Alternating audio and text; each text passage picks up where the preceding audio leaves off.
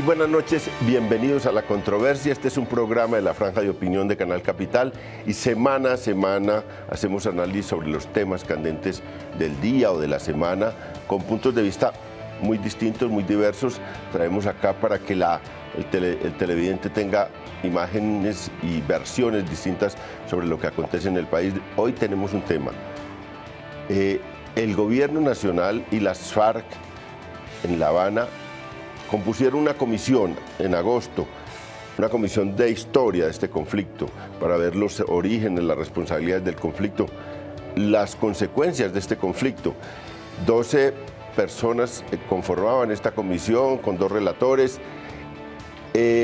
Después de 8 meses, casi o 7 meses de trabajo, entregaron el informe al país. De eso vamos a hablar hoy, de este informe de esta comisión, de qué sentido tiene, para qué sirve eso, para qué le sirve al país, qué puesto tiene ese informe en el proceso de paz de La Habana, y también le vamos a dedicar un último segmento pequeño al tema del día, al tema que ha estado debatiendo hoy el país, el tema de la justicia transicional a raíz de la propuesta del expresidente César Gaviria. De esos 2 temas hablaremos con unos invitados muy especiales. Hay 2 miembros de la Comisión de La Habana y hay 2 personas de fuera de la comisión, pero que han conocido, que han hecho seguimiento a este proceso, a esta discusión en el interior de La Habana. Gustavo Duncan es profesor de AFID, ahora fue miembro de la Comisión de Memoria Histórica. Gustavo, muchas gracias por venir. No, muy buenas noches y muchas gracias por la invitación, León. Él está lanzando un libro. Sí, Más que plata o plomo. Más que plata, plomo. El poder político del narcotráfico. Aquí sí. Hacemos la propaganda. Hacemos la propaganda del libro, hay que ir a comprarlo a las librerías. Carlos Medina Gallego, profesor de la Universidad Nacional, historiador de carrera. Muchas gracias, Carlos, por venir. Muchas gracias a vos, León, por invitarme. Medófilo Medina también es historiador, con una historia larga de escribir libros y también profesor emérito de la Universidad Nacional. Medófilo, muchas gracias. Mi reconocimiento por la invitación. Y Darío Fajardo, que estuvo en la comisión, que es muy conocido en el país por los temas agrarios, por ser, digamos, una persona que ha tenido mucho que ver con un tema de La Habana también, que fue las zonas de reserva campesina. Darío, muchas gracias por acompañarnos. Muchas gracias, León. Profesor del Externado. Sí, cómo no. Bueno, con estos panel especial vamos a ver estos 2 temas, pero antes una nota sobre esta Comisión de Memoria Histórica para que el televidente tenga más elementos.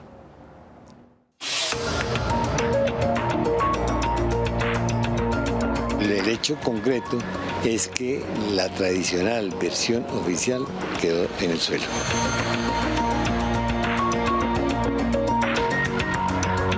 Se rompió el monopolio sobre el conflicto armado. La versión oficial quedó destrozada, ¿no es cierto? Ya no hay versión oficial, son 12 versiones, cada una con diferentes metodologías, con diferentes periodos. Lo principal eran 3 ejes. El primero, el origen o causas del conflicto armado. El segundo, la persistencia de ese conflicto a lo largo de los años. Y la tercera son los efectos sobre las víctimas. Muy importante que se haya logrado casi un acuerdo en la influencia del problema agrario en el conflicto armado. En segundo lugar, las limitaciones políticas que el Estado impone para la expresión de los diversos intereses del país nacional. Eso me parece que son 2 logros muy importantes.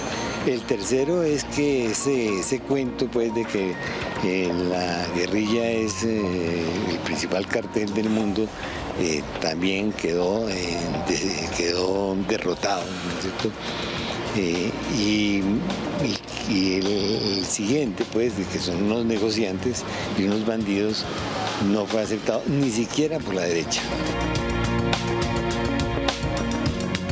Esa información es el insumo para una comisión de paz, perdón, es el insumo para una comisión de la verdad.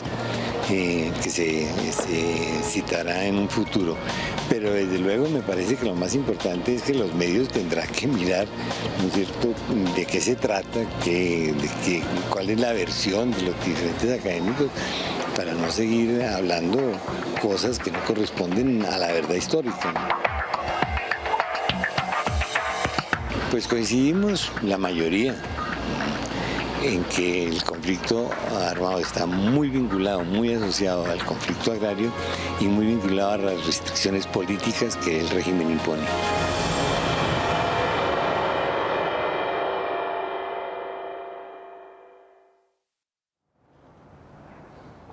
Estamos en la controversia. El debate es la Comisión de Memoria o de Historia que se conformó en La Habana para dar una versión al país sobre cómo surgió este conflicto, cuáles son los responsables del proceso de victimización, cuáles digamos, lo que se llama las causas del conflicto. Y empecemos, Gustavo, terminada este trabajo desde agosto, ¿qué sentido tenía esta comisión? Tratemos de explicarle pues al televidente, bueno, ¿para qué sirve para qué ha servido esta comisión? ¿Qué papel va a jugar las conclusiones a las cuales llegaron en La Habana para el fin de este conflicto? Sí, creo que las distintas versiones que se recogieron en el informe son una muestra de la variedad y de la amplitud de interpretaciones que hay sobre el conflicto. Es decir, yo no creería que existiera previamente, que antes del informe existiera una sola versión sobre cuáles fueron las causas del conflicto. De hecho, todos los que participamos en el informe y muchos académicos que quedaron por fuera ya habíamos escrito. No podemos decir que esta pregunta nos la hicimos desde agosto. Una pregunta que viene de mucho antes.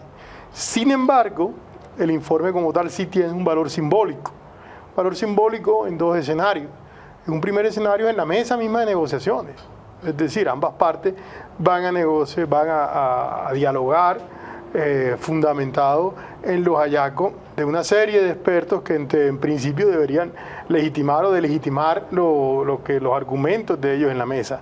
Y por el otro lado, tiene un valor simbólico muy fuerte sobre el resto de la población, bueno, existen unos académicos que el país ha reconocido, que ambas partes los han reconocido por su labor, y ellos en teoría deberían arrojarnos luces sobre cuáles fueron las causas, pero también hay algo que no se ha mencionado mucho, la razón de su prolongación y sus efectos. Entonces, en ese sentido, creo que pone el tema en la agenda de los colombianos, por así decirlo. Carlos, usted, me imagino que durante todos estos meses, pues usted se ha hecho muchas preguntas sobre lo que estaban cocinando allá este grupo de académicos y de intelectuales.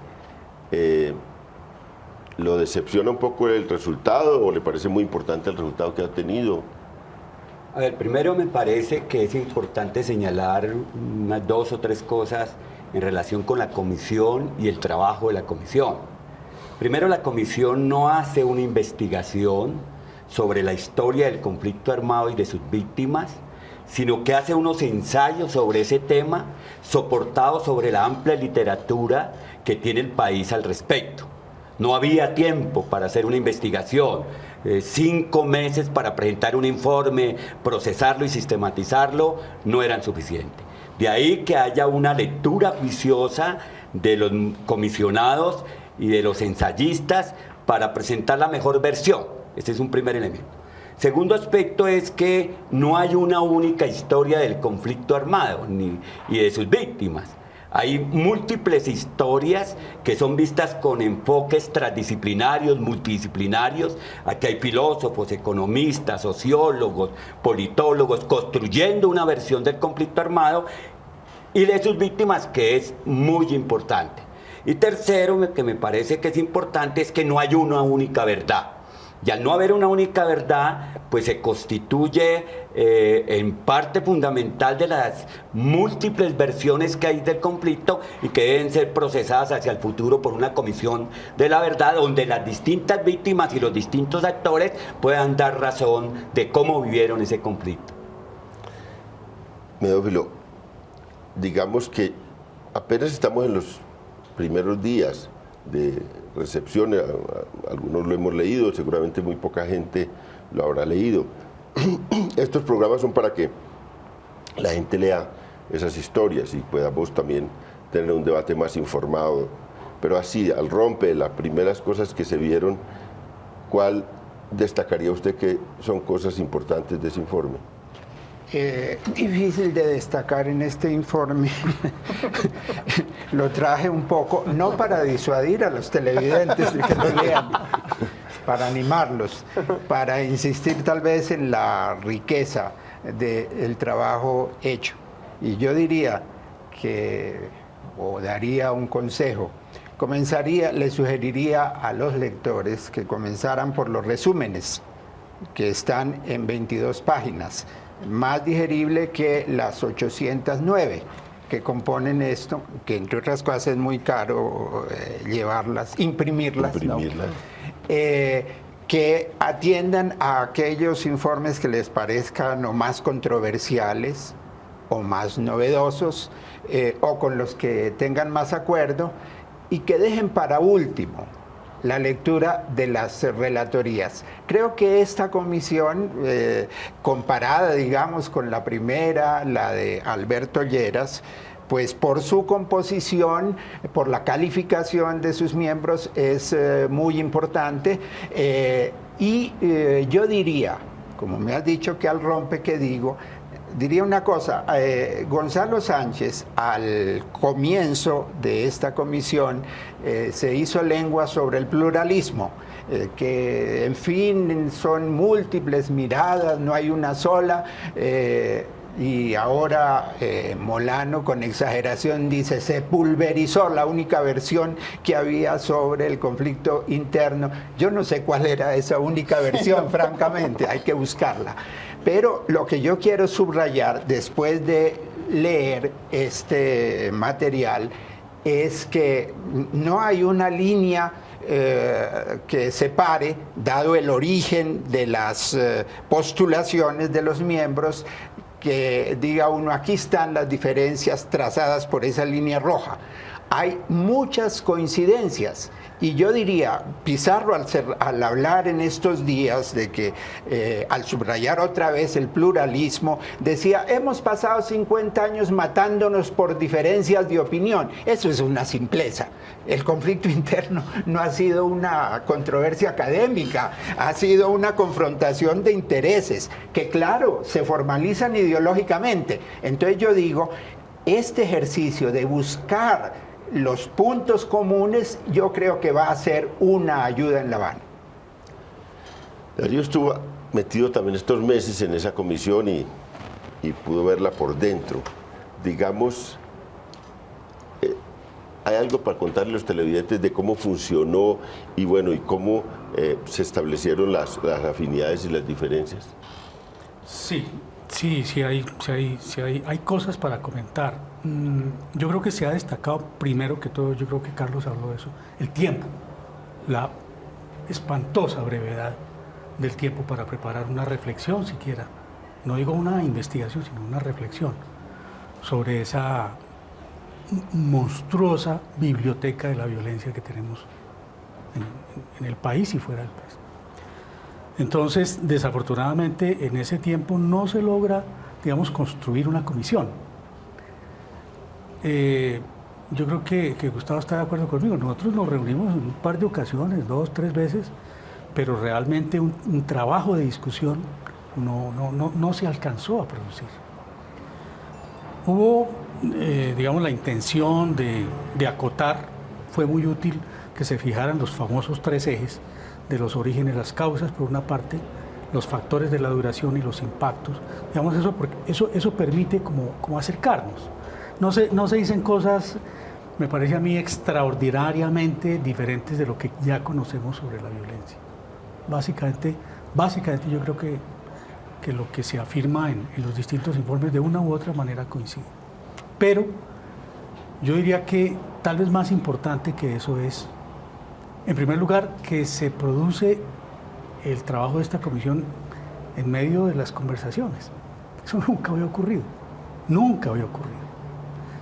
Jefferson Jaramillo, que es un profesor de la Universidad Javeriana, que hizo un recuento muy juicioso de las comisiones de paz, pues nos presenta las especificaciones de cada una de esas, el tiempo de trabajo y todo esto, pero lo realmente original es que se construye en medio del clima de la guerra. Es decir, es un intento de reflexionar, entender y proporcionarle al país elementos de discernimiento en medio de la guerra. En medio de la guerra y en medio de los dos interlocutores de la guerra. Esto no había ocurrido. Es decir, por una parte estaba el gobierno nacional, y por otra parte estaba la guerrilla. Y ellos son los interlocutores de este informe. Yo creo ¿Y que se conoce alguna reacción de los de las FARC y sí, del gobierno? me parece que eso, no sé si es por lo que yo estoy tan involucrado en el proceso, pero me parece que es muy interesante lo novedoso de este producto. Ambas partes lo recibieron de una manera muy amable, por así decirlo. Fue recibido, no se descartó, ni muchísimo menos, se recibe para estudiarlo, tanto por parte del gobierno como por parte de la guerrilla. Es decir, se pone sobre la mesa un material para comenzar a estudiarlo. Y yo creo que ese es otro valor que tiene este documento y que me parece que es interesante para el país. Es un documento en construcción realmente. Esto no está acabado. Así se esté pensando en que se va a publicar y se van a destruir yo no sé cuántos árboles para generar el papel en que se va a imprimir. Este documento no está acabado. Es un documento que está en plena construcción. Y el otro aspecto que me parece que es muy relevante es que acopia, me parece que una parte muy importante de la información que se ha generado sobre la guerra en Colombia. Inclusive documentos que tienen una base casi que exclusivamente de fuentes militares externas, que eso es nuevo. Es decir, salvo tal vez algún trabajo que se produjo en los años 60, el de Ramsey. Digamos, este es un documento este documento en particular de esta consultoría está sustentado casi que exclusivamente en documentos de fuentes militares norteamericanas e israelíes. Entonces tiene cosas interesantes en términos de la documentación, pero en particular del momento en el que se produce este informe. Gustavo, metámosle ya el diente al tema de las diferencias, porque quizás eso nos va dando también una idea, ya hemos hablado de cosas importantes, de afinidades. Usted que estuvo ahí, digamos, ¿qué posición sintió más distante de la suya? Tendría que decirte, como decía Darío, que no hubo tiempo ni siquiera para que ventiláramos nuestras diferencias en los encuentros. Fueron dos encuentros muy amables en que se hablaron, creo que de muchas otras cosas antes que de los informes como tal, pero ya con los informes uno sí alcanza a notar una serie de diferencias esenciales. Por un lado están quienes consideran sí el tema agrario es importante, pero no ha sido, hay quienes tienen la visión que no podemos decir tampoco que haya sido una guerra estrictamente motivada por una reforma agraria. Es decir, hay otros informes que dicen en un momento dado, y eso me incluyo, la FARC supeditaron los intereses de los campesinos para la toma del poder nacional. Es decir, la reforma agraria se iba a hacer luego que se tomara el poder nacional. También está el tema de Estados Unidos. Para algunos comisionados el tema de Estados Unidos no tiene la relevancia que para otros tiene. Está el tema de incluso la debilidad del Estado, mientras que para uno era la represión del Estado, para otros comisionados el tema era que el Estado no era ni siquiera capaz de reprimir, no era capaz de llegar a muchos sectores.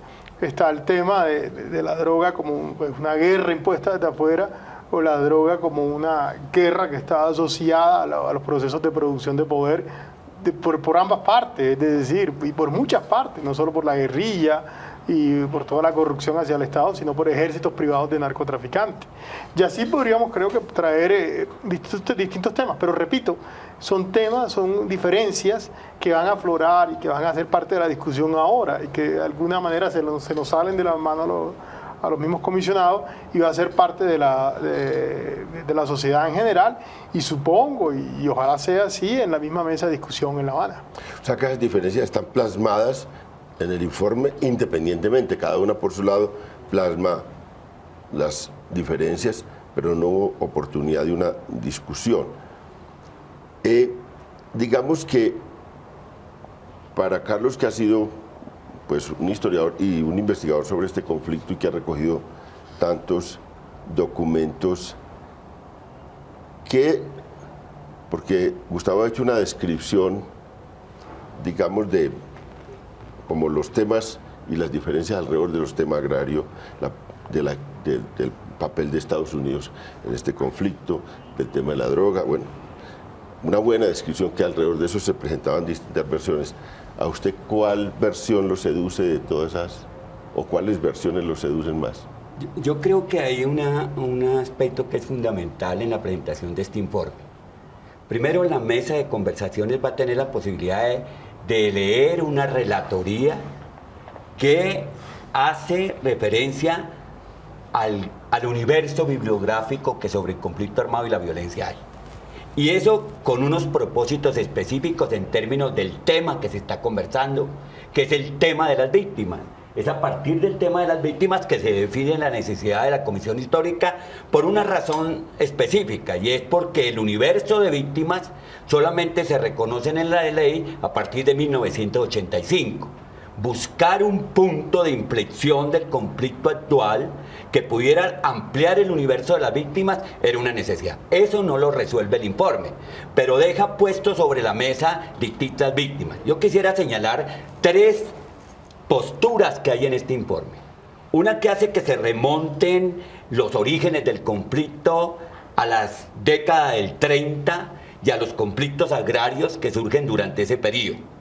Uno segundo que plantea que el conflicto actual tiene sus raíces y sus orígenes a partir de 1946 en el desarrollo del ciclo de violencia. Y otro que señala de que hay únicamente una transformación del significado del conflicto a partir de 1958 con la instauración del Frente Nacional, y algunos como Duncan creo que plantean a partir del 64 o algo así la naturaleza del nuevo conflicto. Otros lo llevan más lejos. Dice, no, es que el nuevo conflicto, creo que Gustavo señala eso, dice, espere un momentico, es que si bien es cierto hay unos orígenes, hay en la década del 60 el conflicto actual, del conflicto armado, que cambia por la naturaleza ideológica y política y por los propósitos mismos del conflicto, la transformación de la sociedad y del Estado, etcétera, etcétera, el conflicto realmente adquiere las dimensiones que es a partir de la década del 80 con la introducción de nuevos actores como el paramilitarismo y el narcotráfico. Entonces, hay una visión de larga, mediana y corta duración en términos del origen del conflicto. Ese es un aspecto fundamental. El otro aspecto fundamental que me parece es el papel que se le da a la política, a la formación del Estado, al conflicto interpartidista. Y un punto que me parece que es muy importante es la resignificación que se le da al Frente Nacional. Muchos piensan que el Frente Nacional es el causante del actual conflicto porque excluyó del circuito de la participación política a importantes sectores, pero algunos piensan que eso no es así. Hay una resignificación del Frente Nacional, y si bien es cierto el Frente Nacional se fue a través de la paridad y la alternación, señalan algunos que han participado allí sectores que venían de otras corrientes que no eran el Partido Liberal y el Partido Conservador. Es decir, han colocado sobre la mesa una discusión muy interesante que quienes van a tener que digerirlo y tomar las decisiones allí, porque compete al tema de víctimas, es el gobierno nacional y de las FARC. Se les entregó un documento con unos ensayos, unas relatorías que abren un camino breve en términos de análisis, de discusión, para poder centrar ese punto que es desde cuándo se van a reconocer a las víctimas de este país. Una cosa que sí creo yo, o no sé si me equivoqué, que quedó claro es que es un conflicto de naturaleza política, que eso era una cosa que se discutía, pero creo que ahí está, todos coinciden, incluso los que plantean que, bueno, que no es el tema agrario, sino la lucha por el poder nacional de las FARC, pues reconocen una perspectiva política de eso. Eso salda una discusión, ¿cree usted que salda una discusión con este inmediato pasado, donde se hablaba de una amenaza terrorista, de un grupo de gente que, digamos, no tenía o cuando decían, no, esto es de narcotraficantes, es un conflicto del narcotráfico y de una gente que está enriqueciéndose y está luchando por una renta. Esto salda esa discusión, por lo menos en el conjunto, como lo vio usted en el libro. La saldó en la comisión, sí, pero no en el país, porque pues todo un sector político sigue con la amenaza terrorista. Ahora, en las diferencias, por supuesto, en todos los informes, en todos los ensayos, hay un reconocimiento con mayores o menores énfasis en el contenido político del conflicto. Aquí mismo, porque, es decir, yo había preguntado cuando me mandaste invitar a este programa, bueno, ¿quiénes van a participar? Y me dieron otros nombres, ¿no? Y no sabía que estaría frente a dos miembros de la CHCB, ¿no? Y me dio cierto susto cuando los vi. Pero yo quisiera que esta discusión ya los involucrara a ellos, porque yo no sé quién los propuso a ustedes, pero hay obviamente diferencias. Por ejemplo, a Duncan le falta historia y a Fajardo le sobra. Y eso me hace llevar el tema a la primera pregunta, que es ¿cuándo comienza el conflicto? Entonces, Darío no es el extremo. Darío comienza en los años 20, después más adelante dice que no, que tal vez en los 30, un segundo comienzo, pero bueno, digamos los años 20 con el desarrollo del capitalismo. En eso coincide con Estrada. Pero el relator Moncayo pues comienza con la independencia. Si hubiera habido unos meses más, se va hasta la conquista, que fue un hecho militar, ¿no? Pero yo digo, ese es un tema para discutir. Gustavo comienza en la práctica a mediados de los años 80. El anterior tramo de historia no le hace falta para construir su explicación. Entonces yo digo, no es buena, yo creo, la elección ni de los que se estiraron demasiado los tiempos, ni quienes los acortaron. Porque curiosamente, por ejemplo, leyendo a Darío, pues yo gocé mucho, me beneficié mucho del juicioso resumen que hizo de la cuestión agraria, las luchas agrarias y las políticas agrarias. Pero digo yo, al recoger, cuando se configura el conflicto agrario, esas luchas indígenas contra la caza arana, por allá en los límites con el Perú, en el Cauca y todo eso, ¿cómo se recogen? ¿Cómo es que confluyen? Incluso en las mismas tradiciones de lucha armada, orientadas por el Partido Comunista, terminaron de manera distinta cuando llegaron a comienzos de los años 60. En Sumapaz, en el Tequendama, en el oriente del Tolima, la lucha armada dio lugar a un movimiento campesino democrático que no renunció a las lealtades con el Partido Comunista. En el sur del Tolima evolucionó hacia las FARC. Entonces yo digo, Darío, te pregunto, ¿qué sentido tiene? ¿Cuál es la utilidad de esas grandes construcciones si operativamente no se muestran que efectivamente confluyeron y que dieron lugar a que esas luchas en algún momento dieran curso al conflicto interno? Bueno, Darío va a responder eso cuando volvamos de esta pausa.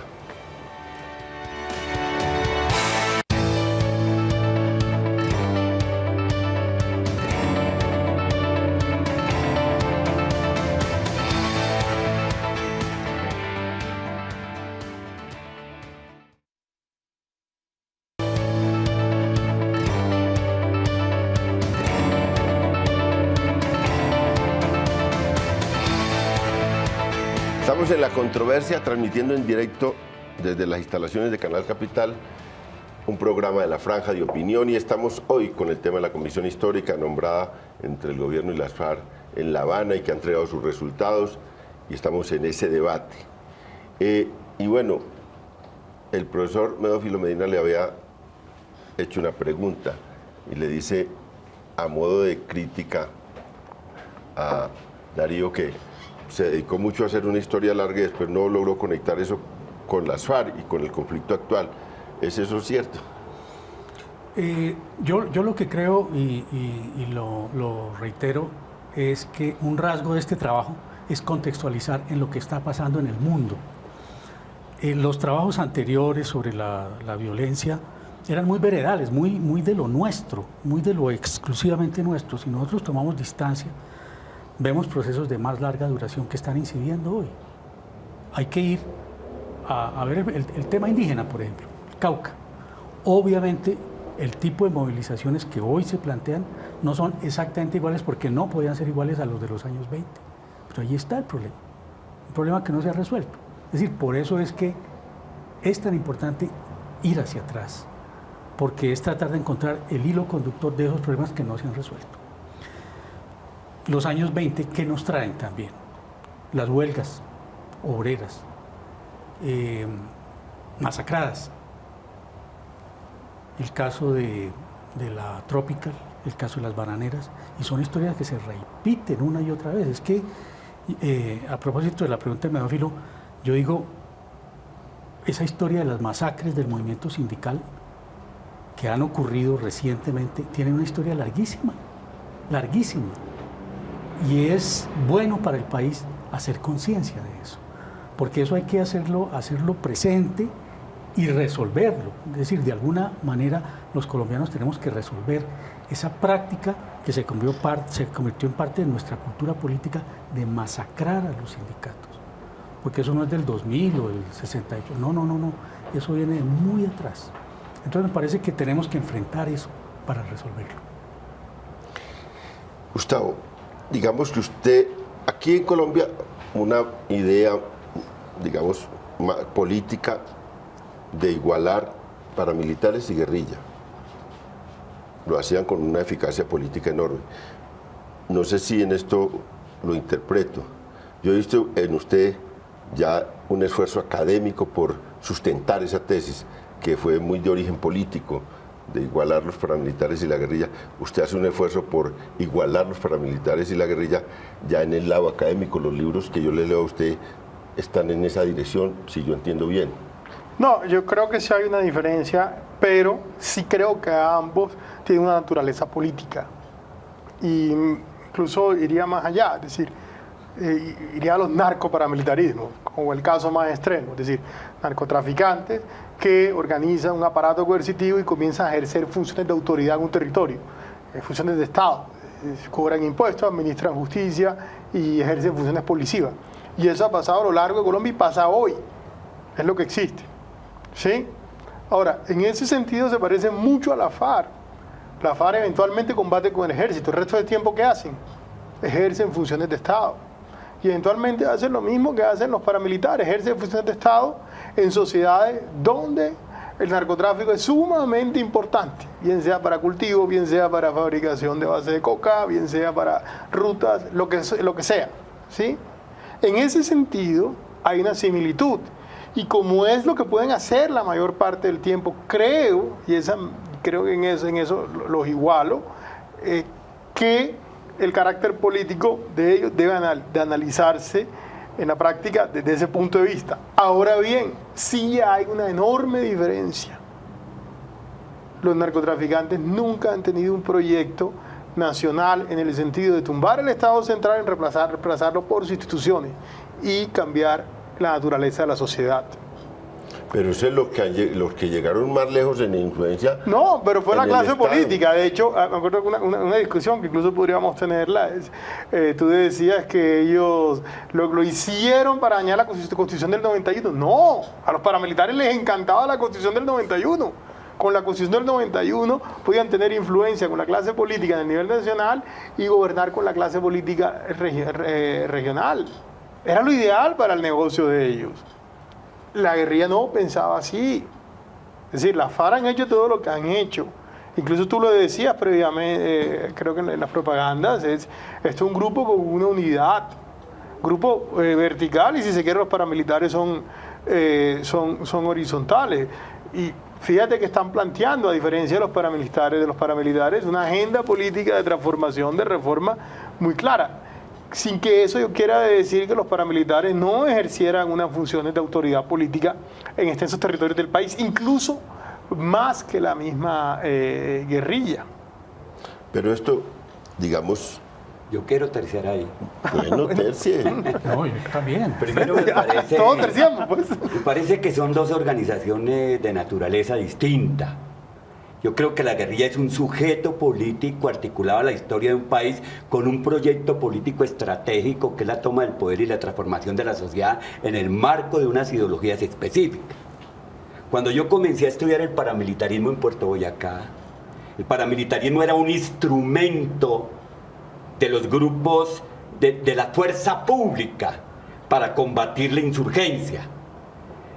El narcotráfico le arrebató a los paramilitares a la fuerza pública y la puso a servir al narcotráfico y la convirtió en instrumento de la economía del narcotráfico, en el control de caminos, carreteras, eso, y le dio un ingrediente mayor, es que le dio la tarea de luchar contra la subversión.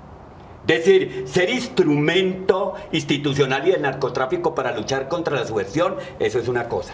En la década de los 90, después del 93, y hacia la construcción de las AUC, hay un proceso donde se comienza a construir un discurso acompañado por sociólogos, activistas importantes de un nivel de intelectualidad mayor, para legitimar las acciones del paramilitarismo y ponerlo en una dimensión política. Pero uno de los elementos es que en la Ley de Justicia y Paz no se le dio la naturaleza que podía asumirse en términos de sujeto político, de actor político, ¿entendés? Entonces yo creo que son dos actores totalmente distintos, con características diferentes en su presencia en la historia de la nación. Hoy uno dice, hoy cuando uno mira el fenómeno del neoparamilitarismo, las bandas criminales, claro, controlan el territorio, colocan alcaldes, controlan la salud, hacen uso del presupuesto, infieren en el pero lo hacen en términos de un proyecto político de naturaleza transformadora o como usufructo del territorio. Es que hoy las bandas criminales son una estrategia del neoparamilitarismo de administración económica del territorio con propósitos absolutamente de enriquecimiento. No tiene un imaginario político trascendente, colectivo, social. Claro, se ha societalizado. Hay sectores que están ahí, pero digo yo, no son y no siguen siendo un instrumento fundamentalmente de sectores políticos, de empresarios, de comerciantes, de agrónomos, que están trabajando en ese proyecto de defender sus territorios. Yo terciaría ahí, pero creo que hay que dejar palabras de eso. Sí, porque a mí me parece que se olvida que la tarea no era hacer una historia de las FARC. La tarea de la comisión no era hacer una historia de las FARC. La tarea clara, explícita, era cuáles son los orígenes del conflicto. Y me parece que eso lo relata, uno lo refiere a los puntos de la negociación. ¿Cuál es la agenda? ¿De qué parte la agenda? Tema agrario, primer punto. Y no es accidental, no es, digamos, una concesión. No, no. Es un punto en el que el gobierno y la guerrilla están de acuerdo en que hay que resolverlo. Inclusive en los temas del preacuerdo se alcanza a apreciar la profundidad de lo que se está tratando. No es un problema de la última cifra sobre el Gini, etcétera. No, es un problema muy profundo. Es que no nos podemos olvidar que el tema de la comisión no es la historia de las FARC. No, el tema es mucho más profundo, es mucho más profundo. Y obviamente cuando uno hace referencia a la perspectiva del narcotráfico, también tiene que tener en cuenta que esto tiene una complejidad mayor. Desafortunada o afortunadamente nosotros tenemos en este momento un espejo espantoso, México. Cómo la guerra del narcotráfico en México sirvió para un propósito político, está sirviendo para un propósito político. Y hay una serie de interlocutores allí que se parecen mucho a lo que nosotros tenemos en el escenario nacional. Entonces, reitero mucho, es importante ir a lo profundo, porque lo profundo está planteado en los acuerdos. Ok. Vamos a una pausa y cuando volvamos le vamos a dedicar el último segmento de esto al tema del día, la justicia transicional. Dejamos estos debates en punta, pero hay unos libros para leer y aquí vamos a seguir debatiendo sobre el tema.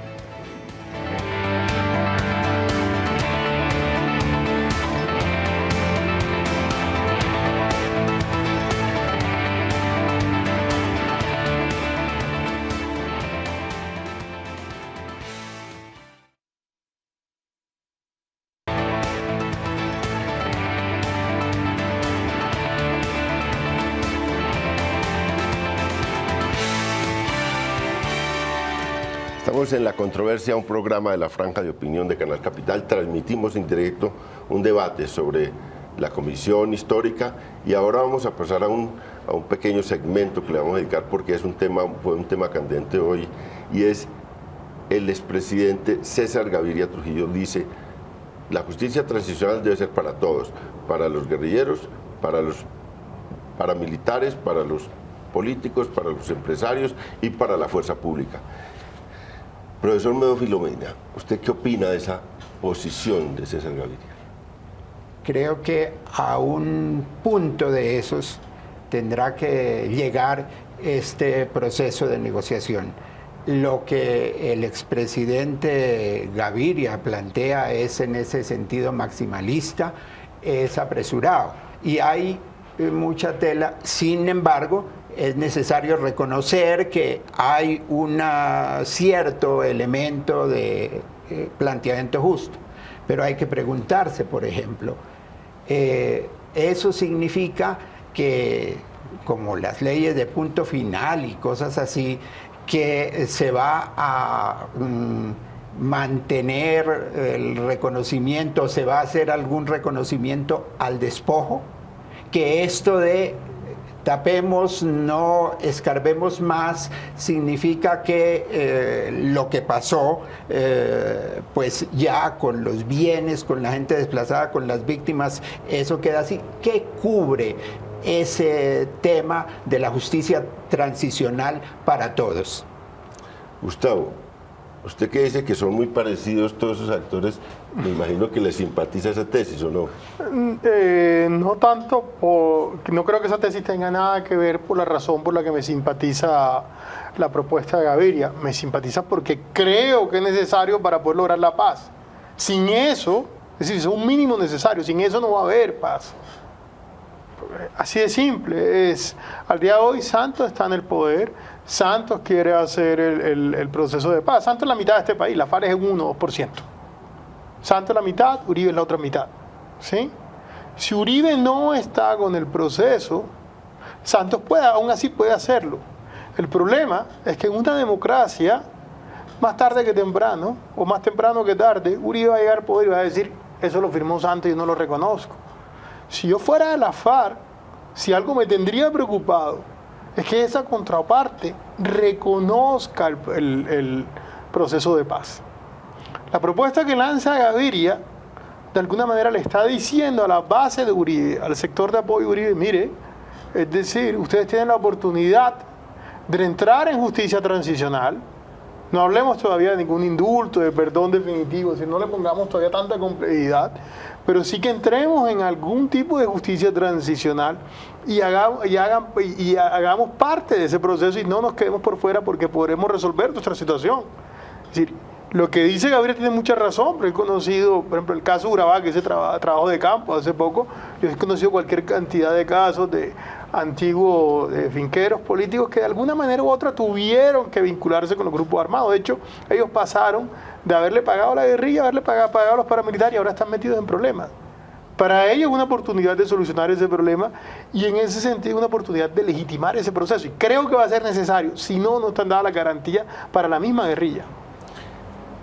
Carlos, usted, a ver, ya desde la óptica suya, ¿debe ser para las FARC, debe ser para todos, o hasta dónde debe cobijar la justicia transicional? No, lo que pasa es que aquí hay que colocar al centro del momento histórico la solución legal y legítima del proceso de paz.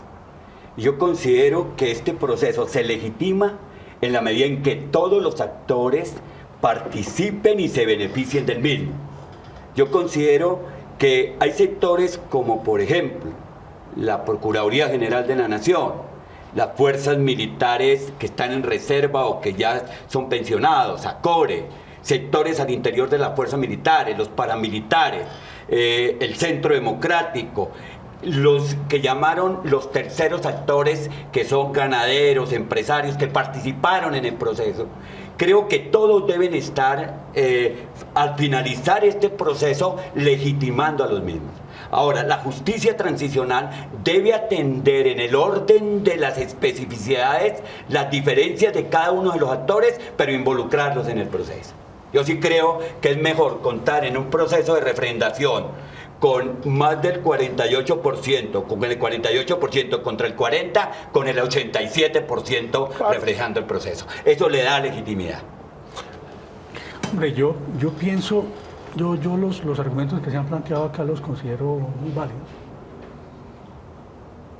Me pregunto una cosa, ¿hacia dónde queremos llevar al país? A mí me da temor que el planteamiento de la justicia transicional sea una especie de pasar la página y quedar en lo mismo. Quedar en lo mismo. Es decir, que quede la distribución de la riqueza igual, el acceso a las expresiones políticas igual. Entonces yo creo que a eso hay que darle muchos más contenidos, en el sentido que, bueno, seguramente no va a ser posible, digamos, recuperar los bienes de los que muchos se apropiaron en este proceso, pero es que tenemos que construir una sociedad donde ya el tema de la tierra lo dejamos atrás y pasamos a otro nivel de desarrollo del país. O vamos a seguir gravitando sobre las haciendas y que los palmeros y que los cafeteros. No, a mí me parece que el país tiene que mirar un poco más adelante. Se nos acabó el tiempo. Muy buenas noches a todos los televidentes. Muchas gracias a los panelistas por acompañarnos. Los esperamos el próximo lunes en otra controversia y debatiendo sobre los temas del país.